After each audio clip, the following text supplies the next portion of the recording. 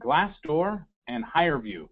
Today we're featuring Kevin Marasco, CMO at HireVue, Leah Pettinari, Recruiting Manager at Boston Beer, Natalie Scardino, Recruiting Director at Salesforce, and Dina Rulli, Manager of Talent Acquisition at Glassdoor. My name is Scott Sessions. I'm the Director of Marketing at HireVue, and I'll be moderating today's session. We have muted all lines to ensure the best listening experience. We are also recording today's session and will be sending it out afterward. At the end, there will be time for Q&A, and we will be continuing the conversation at #GDChat.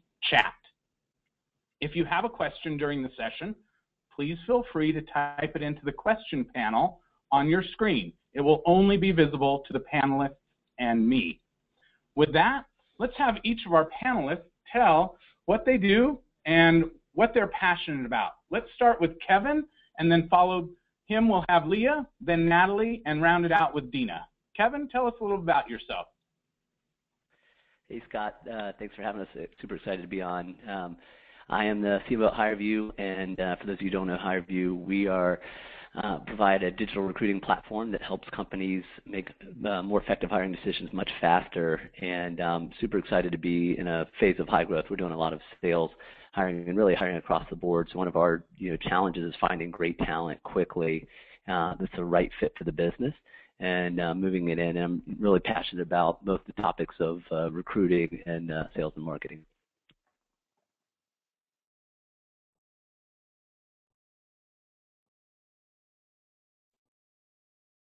Thanks, Scott. This is Leah, and I'm here at Boston Beer, Sam Adams, Angry Orchard, and Twisted Tea, and excited to join the conversation today. I manage all of recruiting for our Salesforce as well as our corporate openings here in Boston.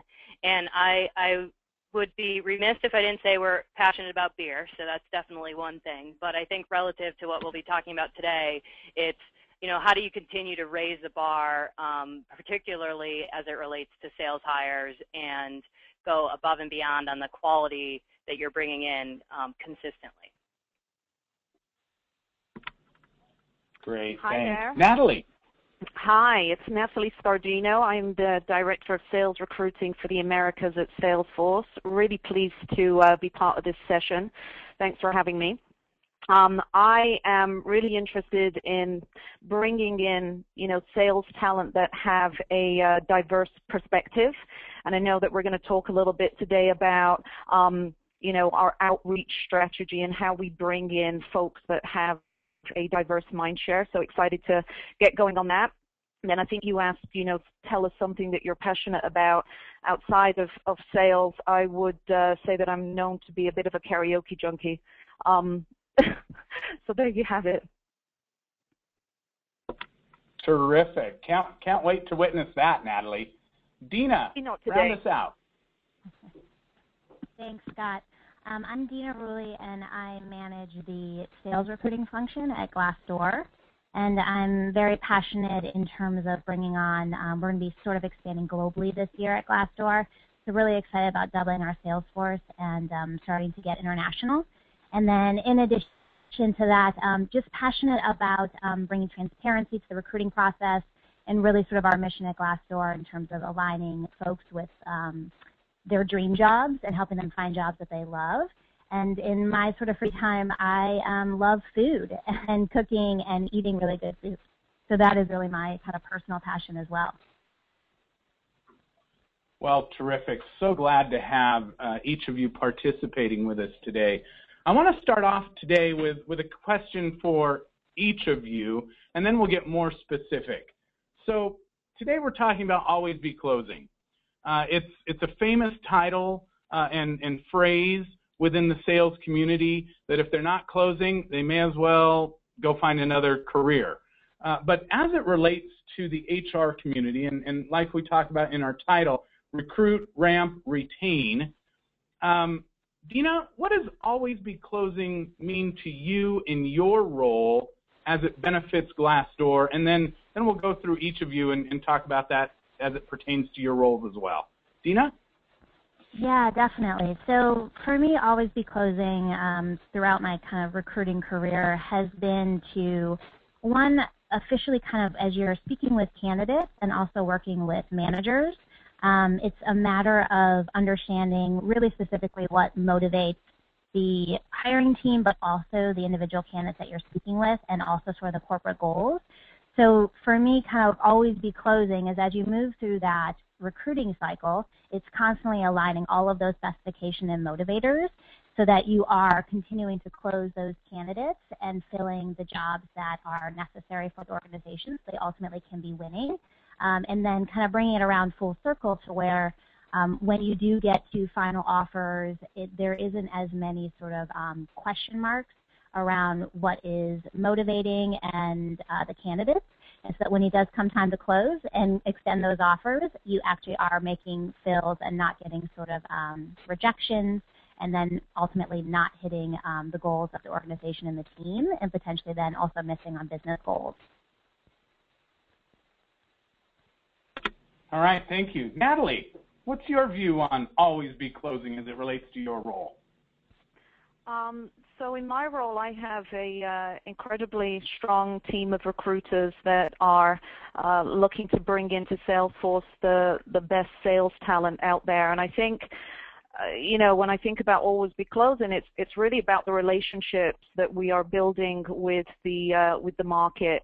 And I know of a lot of cases where recruiters on the team, sources on the team are developing relationships over months and in some cases years to really close and bring them into the business. So when I think about always be closing, it really pertains to the relationships. All right, thank you. Leah, what's it mean for you? I would agree with what Dina and Natalie had said. For us here, I think it also pertains to making sure that we can expose the candidate to what the longer-term career and what their longer-term sales career could look like. So we do that in a variety of ways. One of the things that we include in our interview process is a full day in market, so sort of ride-along job shadow day, so that they get a chance to see what the role is actually like. But beyond that, we try to have very candid conversations to make sure that they have a solid understanding of essentially what they're signing up for in interviewing, for this role. That, it's not just a lengthy interview process. The hope is that one day, there'll be a senior sales level position, and all that entails, both good, bad, indifferent. We try to really articulate during the process. Okay, thanks. Kevin, how does it impact you? Scott, I'd say I think of it as creating a culture of recruiting for our company, and certainly tapping the talents of our recruiters, but also our hiring managers and really the entire team. There's some recent research I saw from Forrester that stated that consumers today, by the time they engage in a buying cycle, this could be for a B2B product or beer. By the time I decide that I want a Sam Adams seasonal, I've done a lot of my research. I've talked to peers or I've read reviews on Amazon, right? And we're in a new state of transparency, and a lot of information today has been democratized, and we're seeing a lot of that in recruiting, right? By the time candidates engage with our company, particularly like mid-stage, they've done a lot of research using tools like Glassdoor and LinkedIn. And so it's imperative that we create a culture that not only are we always closing, but also just always recruiting and using our entire team to build the employment brand and create meaningful relationships, so that when candidates do engage, it's in a meaningful way that's relevant to the brand and effective. All right, thank you. We promoted this session today and shared a specific stat that 68% of sales professionals plan to look for a new job in the next year. And if you're in sales leadership, this number should be alarming, not to mention if you're in recruiting and HR. So I'm going to get a little more into the weeds here. And Natalie, I want to start with you. If they're already looking for a job, what is it that you think that turns sales professionals off about recruiters and the recruitment process? I, look at it from being in their shoes as well, or having been recruited before. And I think that what turns people off is if you haven't done your research. And so as a recruiter, now more than ever with, the 360-degree view we have of people on LinkedIn and places like Glassdoor, there's really no excuse not to know who you're talking to and not to know about them. So essentially what you do is you turn a cold call into a warm call by doing your research. I think what turns sales folks off is obviously just like any other person that you're trying to recruit. If you're spamming somebody's inbox with irrelevant content, that doesn't look good for you. They're unlikely to return your calls. And I think when I look at successful recruiters, those who are super conscientious about who they are targeting based on the research that they're doing, they're the folks that will get those calls returned. And it might not be the next day, and it might not be the next month. It could be the next year. But at the time that the candidate starts to look for a job, they know the good recruiters that they want to reach back out to. And I think those are the types of recruiters that will win. Okay. So that leads me to think, if sales professionals are getting turned off, and we've done that, how do we get hiring managers involved? So Dina, this question's for you. How can sales hiring managers be more involved in the hiring process without taking away from their existing duties or becoming the bottleneck? Yeah, so this is something that we sort of struggle with daily at Glassdoor, especially in sort of our business is pretty cyclical. So in quarters where the sales numbers are very large and the managers have less time. So what we've really done is we've worked hard as recruiters to become partners. So we don't even want to be, we're of course we're recruiters, but we want to be described more as actually partners to those business and those hiring managers, so that we truly understand the specs in terms of the intangibles of a candidate as well as the tangibles and the exact backgrounds that they're looking for. So we've worked very hard to actually make sure that we're sort of teeing up quality versus just tons of candidates. And so if we are actually teeing up very quality, very high standard candidates, it's less candidates that the hiring managers actually have to interview. And then we've actually seen our ratio of sort of candidates to fills decrease. And so now we're almost at sort of like, depending on sort of the tier of sales rep that we're hiring, we can actually get it down to maybe only 2 to 1 that the hiring managers are having to interview. And that's really kind of made us be smarter and then also make ourselves sort of very relevant to the business and really truly an extension of their needs. Yeah, so that's a great point that you bring up about how to reduce that volume while maintaining the best candidates. So this next question is actually for Leah and Kevin. Leah, let's start with you. So in today's world, which attributes in general correlate to today's top performers? Like we just heard Dina talk about narrowing down that field and presenting the best ones to the manager. How do we do that? What are some of the most popular methods used to determine that for you in your role today? I think this is a great question. We hire and interview in two main areas, for competency and then for potential.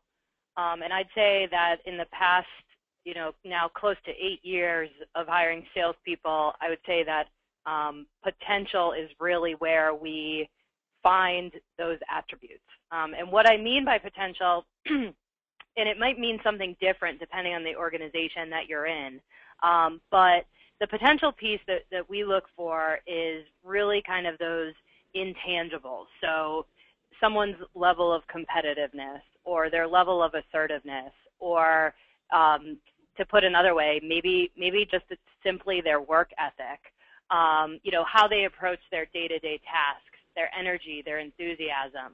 And to get at those, we look at some of the things that I like to say are sort of behind the resume. So what's behind kind of what's written there, which might mean, have they ever had any leadership type positions? Do they play sports, even if it's going back to high school or college, or were they in any college organizations?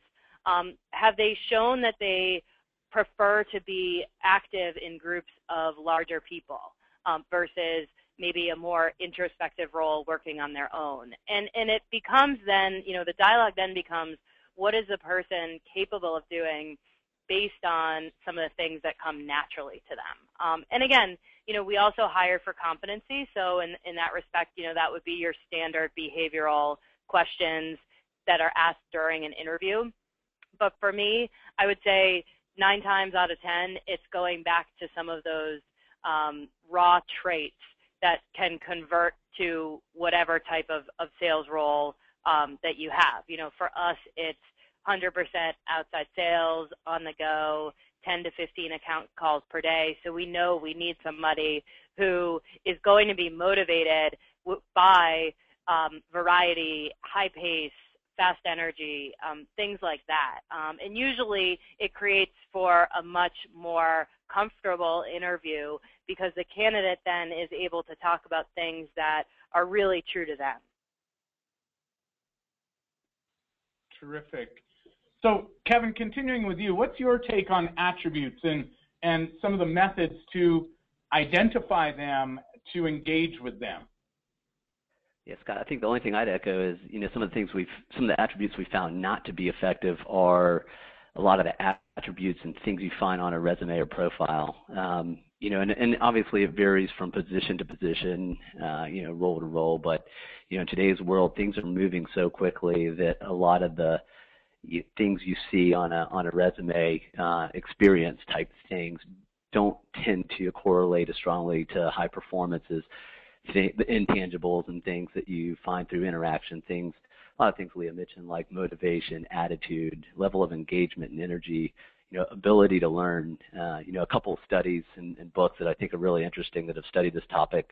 One was from Jill Conrad, and the book's called Agile Learning, and she talks about one of the most effective attributes of sales rep in today's world is their ability to continuously learn and adapt and change and continue to raise their bar.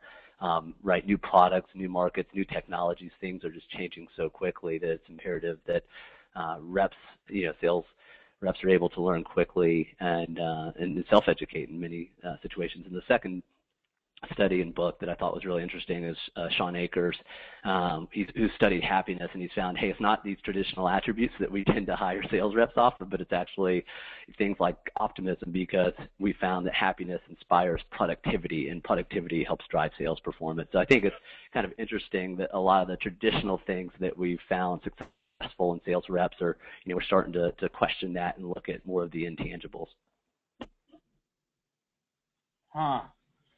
Yeah, so as we're identifying these attributes, Natalie, this next question's for you.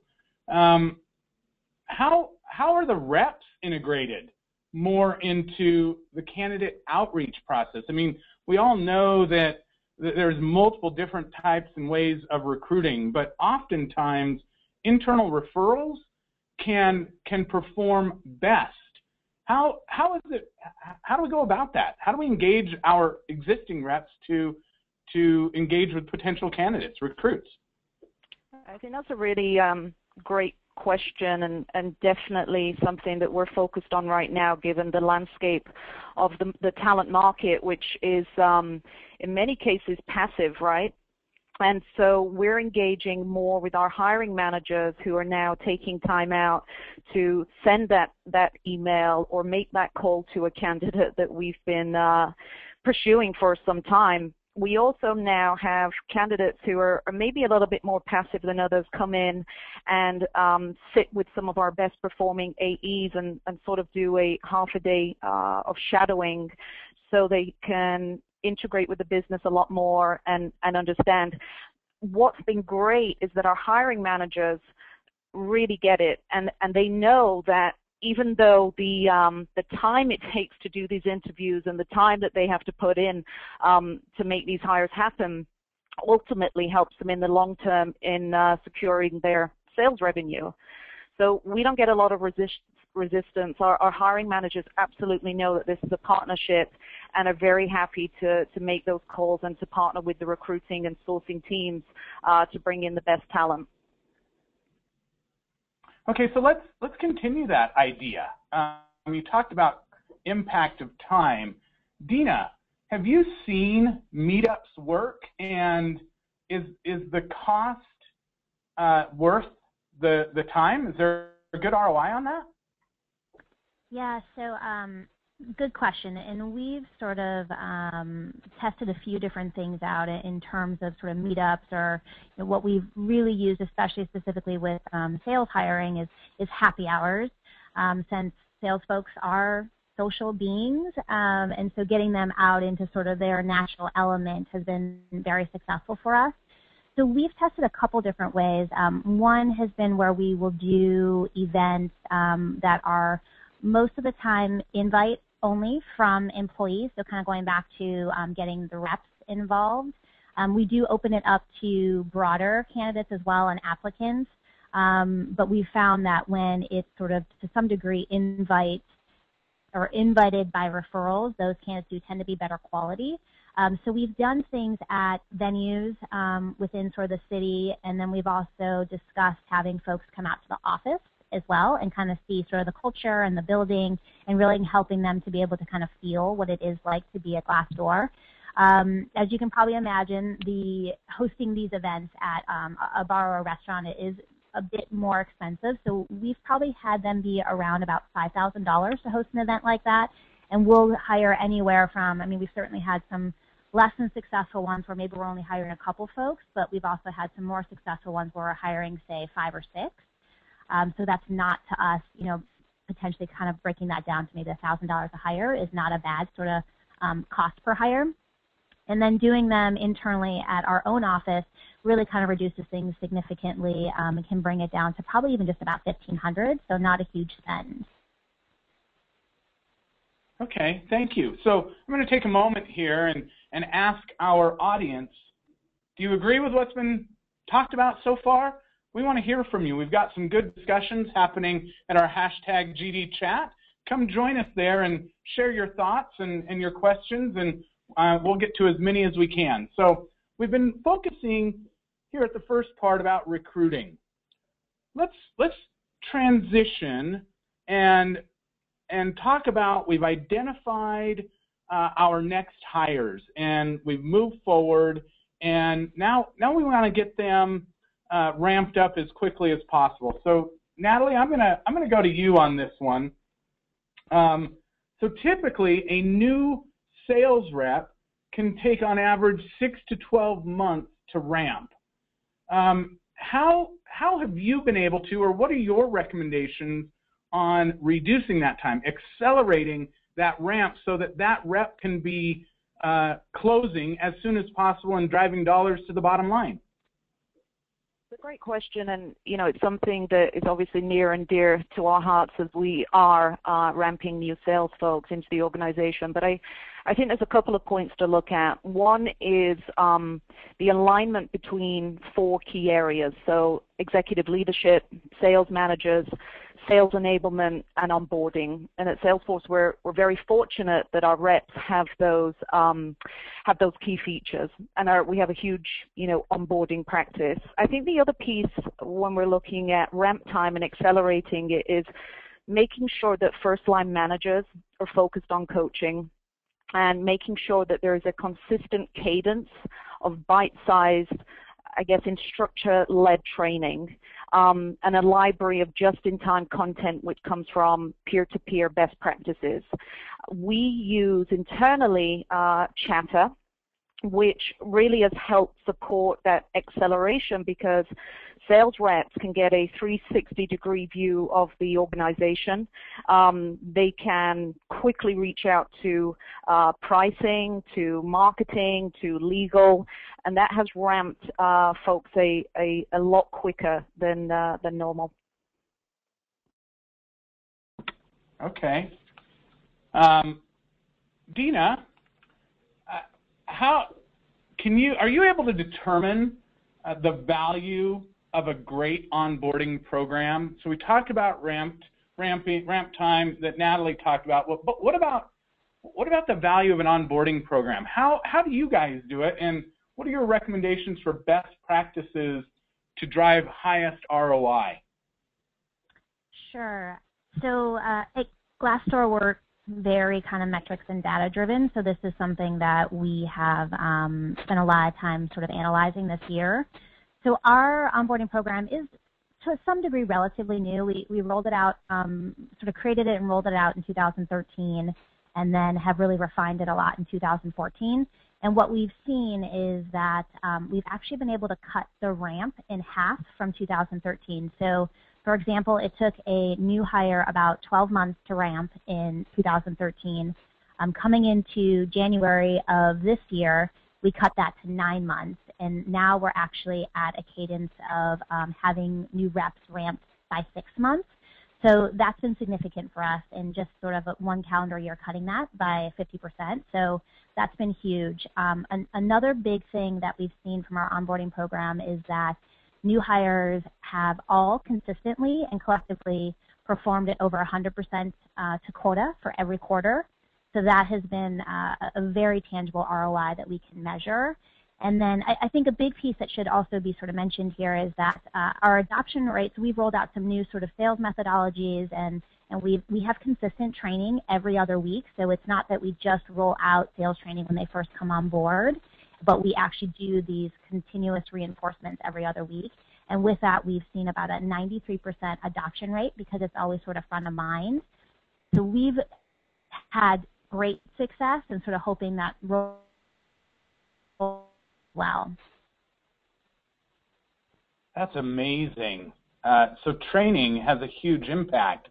Kevin, what are some of the steps? I mean, we heard Dina talk about training. Are these the only steps in creating a more effective training program? What are your thoughts on that? Scott, the only thing I'd add, I'd echo Dina and Natalie as well. We're big, internally big users of Salesforce Chatter, and not only do we use it in the traditional kind of chatter sense to connect reps and whatnot, but we also combine it with a product we've actually developed internally at HireVue for Chatter, HireVue for Chatter. And what it does is it takes the best practices from our most successful reps. So, for example, when a rep closes a big deal, they share on video through HireVue how they did that, what their techniques were, and so on and so forth. And then it's available in the Chatter feed. So then when I, as a new hire, starts, if I'm a new sales rep, I can go and access that and learn, in real time, dynamically, basically just in time, some of the best techniques and what the most successful reps are doing it. So I think there's a lot of cool new technology in the digital world that enable us to take, enablement, onboarding, and, ongoing training and learning and put it on steroids and do it much faster. Speaking of steroids, we've got a lot of great questions coming in, so stay on with us. We're going to get to as many of them as we can at the end, and we want to hear your thoughts. Do you agree with the things that we're talking about here that our panelists, our experts are talking about? Tell us. Come to #GDChat and share your thoughts. So we've recruited, we've ramped. As we talked about in our title, retaining this good talent. We talked about 67% of reps are looking for a new job or maybe looking for a new job. So how do we retain? So this next question, I want to tee up for Leah and Dina. And Leah, let's start with you. Kevin talked about culture at the very beginning. How much influence do you think culture really has on retaining sales professionals? And can that outweigh lower compensation? What are your thoughts, Leah? I think it has a huge influence. And one of the things that we say here, and again, this may not be applicable for all sales roles, but this isn't just a job for the people we bring on. It's truly a lifestyle. So I think that in and of itself is something that candidates are either going to respond favorably to or not. So I think the biggest thing related to what I was saying earlier, is making sure that they know what they're signing up for in that respect. So the job role becomes a culture element. For many people in sales, it may be that they don't want to work behind a desk. For people who work for us, the consistent things that they say is they enjoy being out and about. They love meeting new people. They love that every day is different. And again, that becomes then the lifestyle of the job. Where I think we have an additional advantage is that we have tremendously high quality product lines, and they're ones that each of our salespeople can really believe in. And we embrace a family style environment where they're able to, when they start with the company, attend orientation with their peers, and then they come back and they attend training classes with some of the same people. So there really is this sense of camaraderie, and because of the product being so high quality and folks being so passionate about it, it becomes something that everybody has a sense of we're in this together kind of feeling. So for me, I think that there's certainly a lot to be said about a day-to-day job that you love doing, you love what you sell, and at the end of the day, there's flexibility because of the relationships that you've built. And I think that can be, in many ways, just as important when you're thinking about how to reward and retain somebody versus them thinking about going and doing something else. So culture is important. I heard a little bit of a competitive nature in there. Dina, how does it work over at Glassdoor? Does competition play a role for wanting to outdo and outbest the next person, to always one up, to retain people? I think competition is definitely healthy, but it needs to be truly healthy competition. So I certainly will echo a lot of the same things that Leah said, and I've lived this. So every organization I've ever worked for has paid slightly below market salary. So this is something that myself and my teams have had to overcome. And so what we do try and do is, to the best of our ability, hire sort of overachievers. So I guess I would like to maybe translate kind of healthy competition into folks who are not okay with the status quo, who are sort of always pushing the envelope. And so we've tried to create a culture where we want to hear ideas, where we want to try new things, we want to make mistakes and then learn from them. And so I think that sort of competitive overachievement is what we've tried to instill. But more than that, we have also within our culture, we have buddy programs, we have mentorship programs. We also have, being sort of in the era of transparency, we have very clear career paths that we have put into place for our reps, so they know what the next 2 to 3 steps look like for them, and the managers are always focused on getting them to what they are motivated by and to what they want in their personal and career goals. And so I think through that, we also, our salaries are completely transparent, so they recognize how much more money they can be making if they are to get promoted. We do try and promote probably every 12 to 18 months. Of course, it depends, and some folks are less and some are longer. But since we can offer that, we're hoping that they don't have to look elsewhere, because they might be able to get into those sort of compensation thresholds that they're hoping to get into, but also be able to take on more strategic selling to Fortune 2000 organizations, potentially going into management. So we do all of those things that, I personally think you can't put a price tag on, but it helps us sort of overcome the lower compensation that we unfortunately have, or where we are sort of in our growth cycle, that we need to have sort of internally. Fascinating, thank you.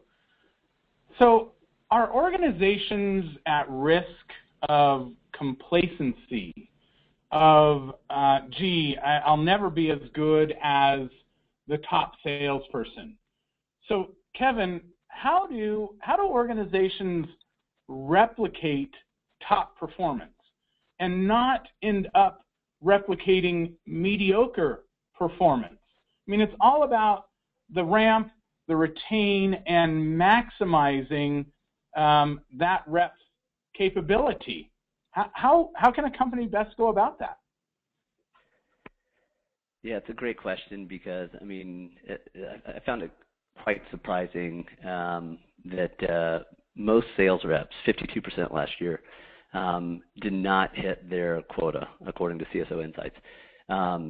So we've almost established, there's almost just this bar of mediocrity, and I find that fascinating. So I think the first thing you got to understand, what does success look like? What is a successful rep? Obviously the characteristics and attributes, but what is that? What are those reps doing differently than the reps that are missing quota and not successful? And it's not always the easiest thing to do, but it's critical. And then, you know, building your talent plans around that and understanding, okay, if this is what success looks like and the things that differentiate, okay, how do we now determine these, you know, attributes? And you know, you know, another thing that we got to take into context, I think, just kind of on the heels of what we were just talking about with, you know, with career paths and things like that, it's also important to understand the different profiles and kind of segments you have within your sales team, and you know, things like the different generations in the workforce, and you know, we found things that motivate millennials can be a lot different than, you know, boomers. And so it's, in addition to performance and attributes, we also have to take a look at motivators and things like that, and build an organization that caters to those motivators. So, you know, in the case if you have a lot of millennials, you know, making sure you understand sense of purpose. And, you know, a lot of times it's not just what you're selling and the comp, but why that really matters, and making sure, obviously, you got to build that into your employee value proposition and articulate it and build a culture around that. But then also things like creating rapid career paths for those segments, if those are the things that are important to, you know, folks who are high performers. So a lot of it starts with understanding, you know, what high performers look like. So you said some interesting things there, Kevin. I want to stem off of that. And Natalie, I want to pose this question to you. Kevin talked about, you know, working toward the individuals that you're most sourcing for roles. Does that come as a priority to, and I think I know the answer to this, but let's see what your thoughts are, to sales objectives, or how do you match those best attributes to the sales objectives of your organization? Just so I understand, do you mean how do we match the success skills of a salesperson to the organization? Can you just restate that? Yeah. No, that's it, Natalie. If the organization is working to sell $10 million this quarter, and to Kevin's point, developing and engaging at the cultural level across that sales organization, if the two don't match, what do you do? Sales objectives to the culture of the sales team. If they're not a match, what are your next steps?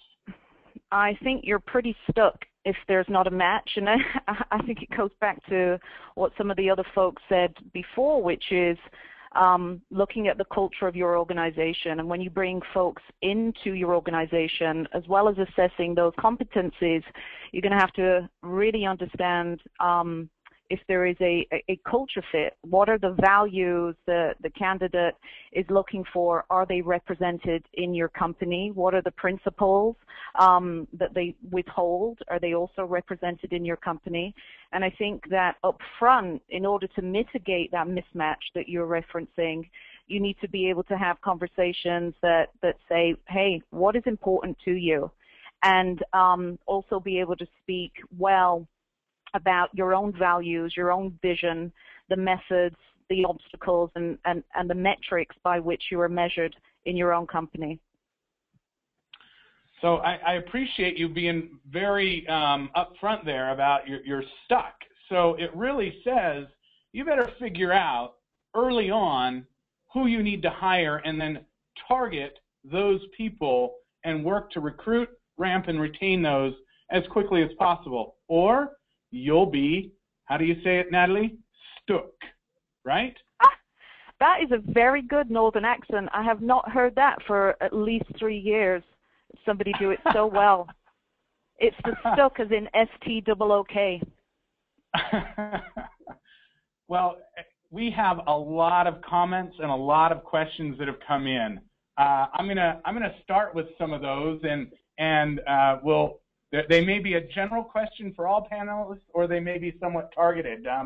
Dina, actually, this one's for you. Going back to early on, the question is, how do I sell improving careers section of my company's website? Thoughts on that? Yeah, so this is a tough one because I've personally been in the predicament where you need to get the career site updated. Maybe you were focused on engineering hiring and now you're moving more towards sales, but depending on who owns your career site, so it could be your internal marketing team or it could be a external site or platform, it can cost money and it costs time. So what I have personally done is, if you have the ability to be recruiting for marketing, you might want to sort of work out some kind of trade in terms of, okay, so we're helping you with this. What can you do to help us with our own sort of needs? Secondly, and I don't say this because I work at Glassdoor, but what I did find sort of in previous organizations was that there's a ton of traffic that goes to organizations' Glassdoor's profiles. And so if you can update your Glassdoor profile to really showcase the careers that you're focused on hiring, really have a voice in the page, include videos, include pictures, and a lot of the stuff you can do for free or for pretty minimal cost, you can actually start to have that be, and maybe it's something that your development team can simply have as sort of an icon or a link to your Glassdoor profile. So you can start to maybe take some matters into your own hands and start to have an extension of your career site. That's sort of how I sort of always used my employer profile when I worked at previous organizations. So those are a couple of tools. And then, if you're able to showcase truly the ROI and the business goals and the needs and become that partner to the business, then if necessary, you hopefully can, I would truly sort of lever that up to executives and let them know that while core operational recruiting is exceptionally important, your brand is, in this day and age, becoming more and more important as the sort of talent marketplace becomes more and more competitive. Thank you. So I'm sure lots of you have ideas on that. We want to hear from you. Visit us at, join the conversation at #GDChat. This next question is going to be a multi-part question for Leah. Leah, so it's a long question, so hold on and I'll tell you when to start talking about it. What are the best practices when it comes to recruiting against the competition? And then in an environment where the role is 100% commission-based, how do you engage with millennials and get them interested? Obviously, money makes the world go round, and maybe they haven't been in a 100% commission role. I'm not sure how you commission your sales reps, but so the first question is, how do you recruit against the competition? I know that Boston Beer is awesome, so maybe that answers that. But then, how do you engage millennials for a 100% commission role? Leah? Great questions. I think as it relates to our competition, one of the misconceptions about our company is that we're a lot larger than we actually are. So if you think about the overall beer business, we're actually just ticking towards 2% of the overall picture, which to us is something to get very excited about. But when you compare it to some of the bigger players in the industry, Anheuser-Busch, InBev, SAB Miller, we're pretty minuscule. So I think the first step is to be very transparent about that. An example that immediately comes to mind is recruiting college students at the University of Missouri, which, as you know, is Anheuser-Busch InBev territory. So I think that the first step is to say this is who we are. As much as we're out there and as much as we have great brands and a quality product, we're a small player in this market. And then you sort of caveat that with we may be small, but these are the things that we adhere to. And so I think the second piece coming into that is by introducing candidates to our value statement. These are the things that make us very special. And one of the things we do for students and experienced candidates is expose them to these are the values of our company. And I say it usually more often when it's in front of students, but I say that, these values that we have here, like treating people the way you want to be treated and valuing creativity and honesty and discussing whatever's on your mind at any point in time, are ones that are really unique. So I think that it's sort of a two-step process from my perspective, is by saying, hey, you know what? I think Jim Koch says that Anheuser-Busch InBev spills as much beer on their brewery floors as we produce. And so we know what we can do, we know what we can't do, but because of that, it allows us to place more emphasis on the things we do really well, like some of these value points and some of this culture. Relative to your second question, I'm going to answer it in a couple parts. We don't use 100% commission structures here. So I've never had any experience in trying to get millennials on board with that. I did see a question that popped up via the chat that's about millennials and as it relates to work ethic. So I'm going to sort of deviate a little bit from that and say that, that there is a certain expectation for motivation that we have for them. And I think that, the interview process sets it up to, as I said, give them an idea of exactly what the role would look like, and that's usually a good indicator. I generally would assess someone's motivation or work ethic by saying, what have they been involved in the past? What jobs did they take on? Even if it's going all the way back to high school or college. I always say I would rather take somebody who is juggling a tough course load and working sort of 3 jobs to help pay for their school versus somebody with a perfect 4.0 GPA who hasn't necessarily, has done internships but hasn't really had an interest in kind of getting some more of the raw skill sets that they might have had in working other jobs that are, for lack of a better term, tougher or grittier. Because I think that those are the roles that translate well to our company and our culture. Again, this may not apply for all roles, but I think that, work ethic is something that, people either have or they don't. You can test somebody's reaction. So if you are on a 100% commission structure, laying out the goals very specifically and saying this is what's going to be expected of you, and then having a plan on how you follow up with that.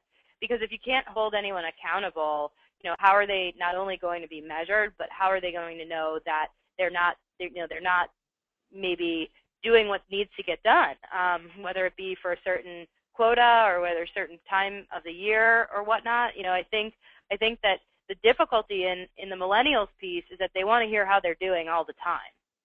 So what we've committed to is not only laying out those expectations, but being a little bit more proactive as it relates to, if we have a manager and one of our sales trainers shadowing the person for the day, having several conversations throughout the day instead of one big end-of-day recap.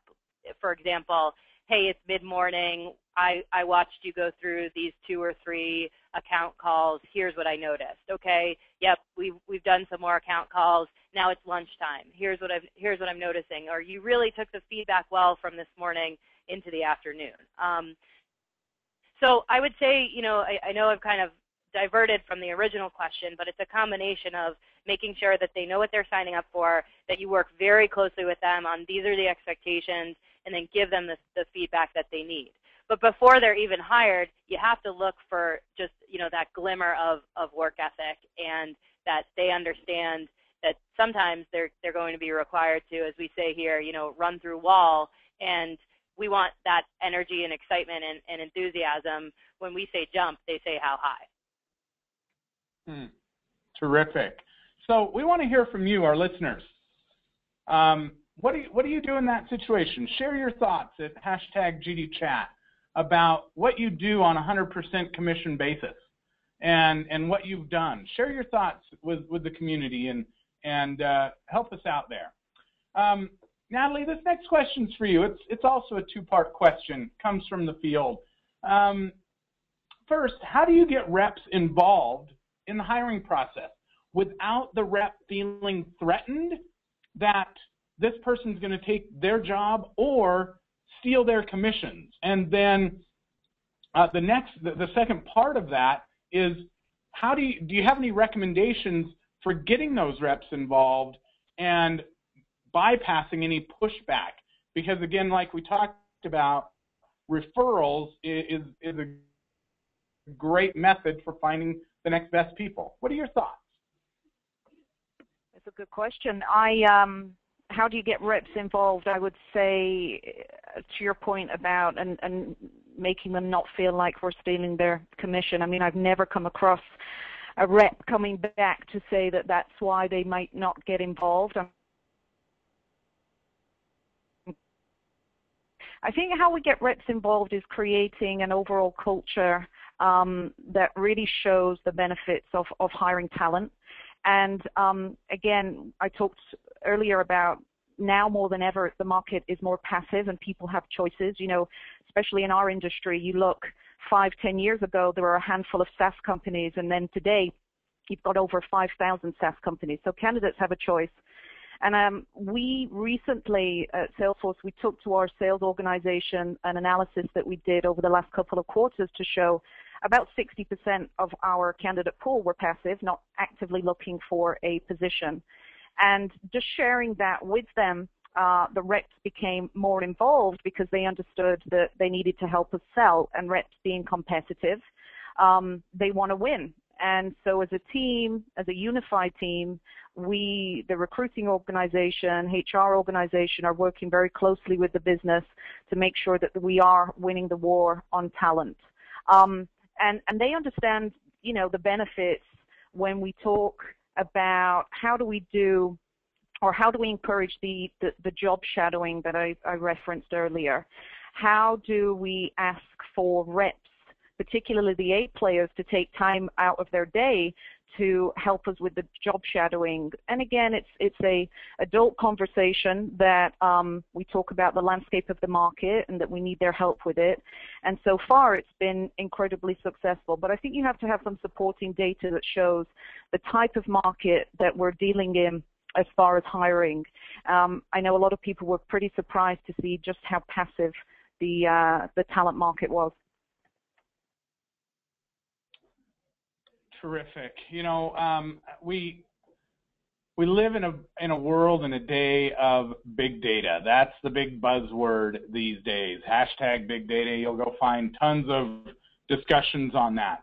I'm gonna tee all of our panelists up for this last question. Great questions that have come in today. We're at about the top of the hour and have time for this last question. Let's see. Let's start with Leah on this. And the question is, how have you used predictive analytics either in your hiring or in your sales performance to determine your next best performer? And then the lead on is, how do you use technology to accomplish that, to increase win rates, decrease cycle times? Do you work with sales managers to assist them with this? Tell me your thoughts. 60 seconds. Go. There was a couple of questions in there, so I'm going to try my best. Okay. I think that we definitely value predictive indicators. We use Access PI for every single applicant within the company. We've done reviews on which corresponding, for those of you who don't know, Access PI is just a predictive indicator that gives insight into how somebody best works or the best preferred work environment. We've run reports on the successful folks within our organization in sales, and we've sort of matched what I think close to 95% of our top performers, what their readback patterns are, and we look for that within new hires.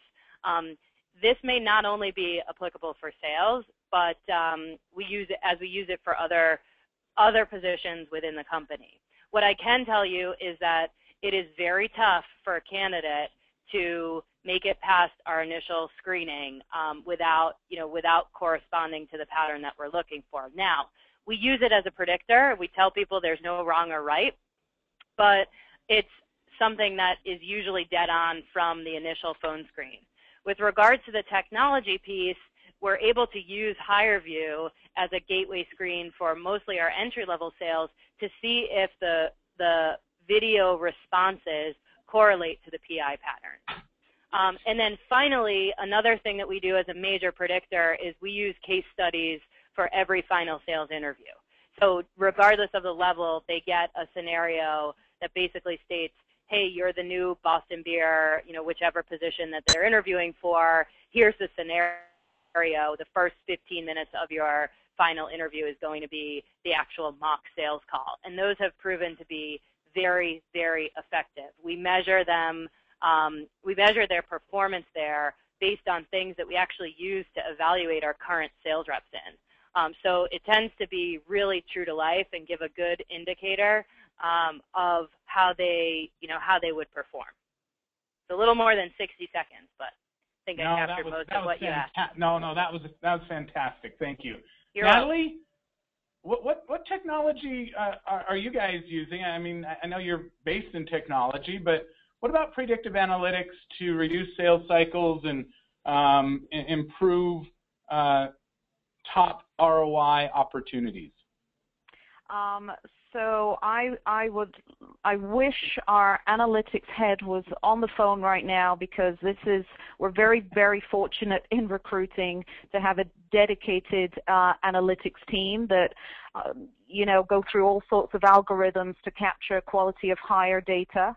I can say, and similar to the last speaker, we're measuring quality of hire and using our own technology, assessing against key competencies when we are going through the interview process. We also have a case study that all account executives in the commercial business organization go through, which is a role play.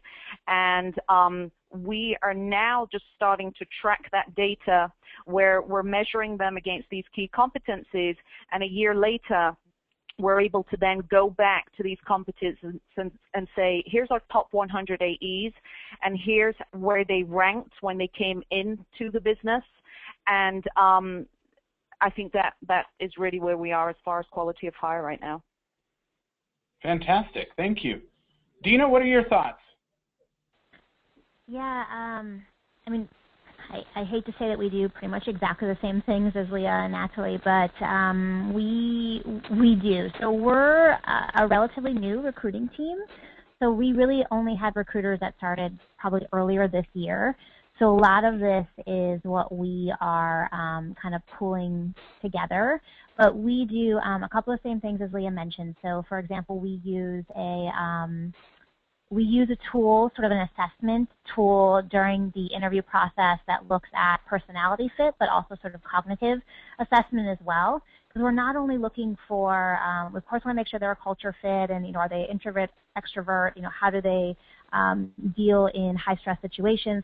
But we also are looking for just general intelligence, because we have seen where if you're a sharp individual and you are a motivated and self-driven individual, that those do ultimately equate to being very good sales hires, and especially in kind of an entrepreneurial environment where they need to be thinking on their feet and kind of making decisions.